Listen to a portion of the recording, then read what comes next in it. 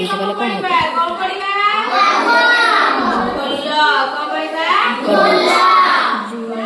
କହିଦେଉଛି।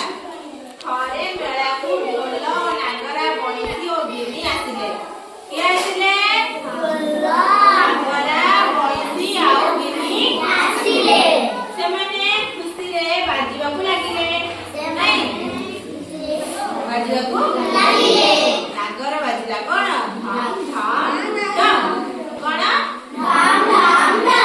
ବୟସ ବାଜିଲା କେମିତି? ବୟସ କେମିତି ବାଜିଲା? ଗୀତ ବାଜିଲା କଣ?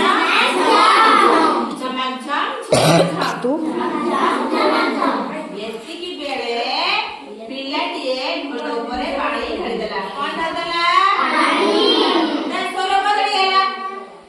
ଢୋଲ ବାଜିଲା ଧପ ଧପ ଧପ ଧପ। କଣ? ଏ ଶୁଣି ସମସ୍ତେ ହସି ଉଠିଲେ। ଢୋଲ ମନ ଦୁଃଖରେ ସେଠାରୁ ପଳାଇ ଗଲା। ସେ ପାହାଡ ଉପରକୁ ଚଢିଗଲା। କୋଉଠି ଚଢିଗଲା?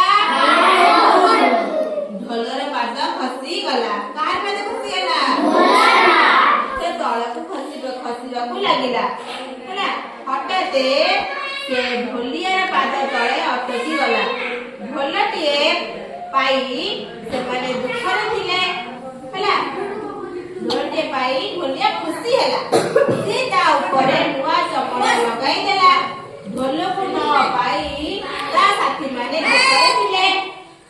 ହେଲା, ଢୋଲ ନୂଆ ବେଶରେ ନାଗରା ଓ ବଇଶୀ ଓ ଗିନି ପାଖକୁ ଆସିଲା। ସମସ୍ତେ ବହୁତ ଖୁସି ହେଲେ। ନାଇଁ, ସେମାନେ ପଚାରିଲେ, ଢୋଲ ଭାଇ ତୁମେ ସବୁ କୁଆଡେ ଯାଇଥିଲ? କଣ କହିଲେ? କୁଆଡେ ଯାଇଥିଲ? ତୁମ ବିନା ଜମାରୁ ଭଲ ଲାଗୁନଥିଲା। ସମସ୍ତେ ଏକବେଳକୁ କହିଲେ, ଆଜିଠୁ ଆମେ ସାଥୀ ହୋଇ ରହିବା। କଣ ହୋଇ ରହିବା? ସାଥୀ ହୋଇକି ରହିବା। ଏଥର ବାଜାତକ ଏକ ସାଥିରେ ବାଜି ଉଠିଲେ। ଏହା ଦେଖି ମେଳାରେ ଥିବା ଲୋକମାନେ ଗୀତ ଗାଇଲେ ଓ ଖୁସିରେ ନାଚିବାକୁ ଲାଗିଲେ। ହେଲା, ଭେରି ଗୁଡ୍।